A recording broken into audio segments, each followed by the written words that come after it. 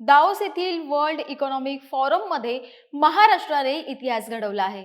तब्बल 30 लाख कोटी रुपयांहून अधिक गुंतवणूक करारांवर शिक्कामोर्तब आणि पुढील काही महिन्यात आणखी 7 ते 10 लाख कोटींची गुंतवणूक अपेक्षित आहे. दाओसमधून महाराष्ट्राला नेमकं काय मिळालं आणि हे प्रकल्प नेमके कधी प्रत्यक्षात येणार, जाणून घेऊयात आजच्या व्हिडिओतून. नमस्कार, महा एमटीबी मध्ये आपलं स्वागत. मी गायत्री शिरगोंदेकर आणि कॅमेरावर आहेत सुमित घोरपडे. जागतिक अर्थव्यवस्था अनिश्चिततेच्या पार्श्वभूमीवर भांडवल आणि गुंतवणुकीसाठी स्पर्धा जगभरात आता वाढली आहे. अशा परिस्थितीत भारताच्या प्रामुख्याने महाराष्ट्र राज्याने 19 जानेवारी ते 23 जानेवारी रोजी स्वित्झर्लंड मधील दाओस येथे सुरू असलेल्या वर्ल्ड इकॉनॉमिक फोरम मध्ये अभूतपूर्व गुंतवणूक करार साधले आहेत. ही गुंतवणूक दाखवते आहे की जगातील गुंतवणूकदारांनी महाराष्ट्राला सुरक्षित, भविष्यातील विकासक्षम आणि विश्वासार्ह गुंतवणूक केंद्र मानलं आहे. महाराष्ट्रानेही आपली धोरणात्मक दिशा, नियोजन आणि विकास क्षमता जागतिक स्तरावर आता सिद्ध केली आहे. महाराष्ट्राने दाओस 2026 मध्ये महाराष्ट्रात 30 लाख कोटी रुपयांच्या गुंतवणूक करारांवर शिक्कामोर्तब केले आहे. याशिवाय 7 ते 10 लाख कोटी रुपयांच्या अतिरिक्त गुंतवणुकीसाठी आता पुढे चर्चा देखील सुरू आहे. या करारांमधून राज्यात 30 ते 40 लाख रोजगार संधी निर्माण होतील असा विश्वास राज्याचे मुख्यमंत्री देवेंद्र फडणवीस यांनी व्यक्त केला आहे. हा आकडा राज्यातील गुंतवणुकीचा वेग आणि क्षमता सिद्ध करतो. या एकूण करारांपैकी मोठा भाग हा मुंबई महानगर प्रदेश विकास प्राधिकरणाच्या माध्यमातून करण्यात आलेला आहे.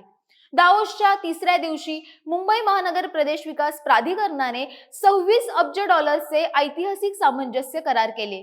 यामध्ये टाटा समूहासोबतचा 11 अब्ज डॉलरचा इनोव्हेशन सिटी करार आणि भारत स्वित्झर्लंड सहकार्याअंतर्गत 15 अब्ज डॉलर्सचा शाश्वत औद्योगिक विकास उपक्रम समाविष्ट आहे.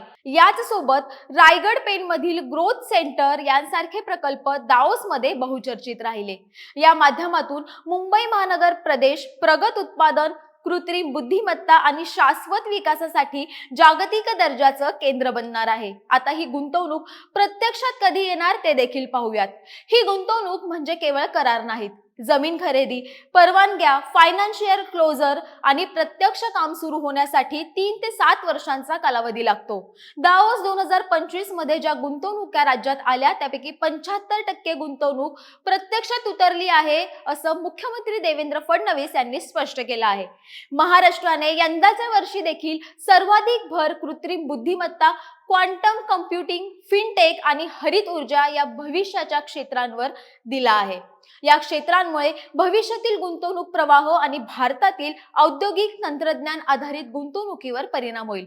यातूनच महाराष्ट्राला एक औद्योगिक, इनोव्हेटिव्ह आणि भविष्य सज्ज राज्य म्हणून मांडणं हेच यामागचं उद्दिष्ट आहे. मुख्यमंत्री देवेंद्र फडणवीस म्हणतात, ही गुंतवणूक केवळ इमारती किंवा प्रकल्पांमध्ये नाही, तर महाराष्ट्रातील युवक, रोजगार आणि भारताच्या जागतिक नेतृत्वामध्ये दीर्घकालीन झालेली गुंतवणूक आहे. महाराष्ट्राची ही वाटचाल स्पष्टपणे सांगते की महाराष्ट्र भविष्याची अर्थव्यवस्था, भविष्यातील नोकरी आणि भविष्याचे तंत्रज्ञान हे आजच घडवत आहे. या विषयावरची तुमची मतं आम्हाला कमेंट बॉक्समध्ये नक्की कळवा. हा विषय आवडला असल्यास अधिकाधिक नागरिकांपर्यंत नक्की शेअर करा. तुर्तास धन्यवाद.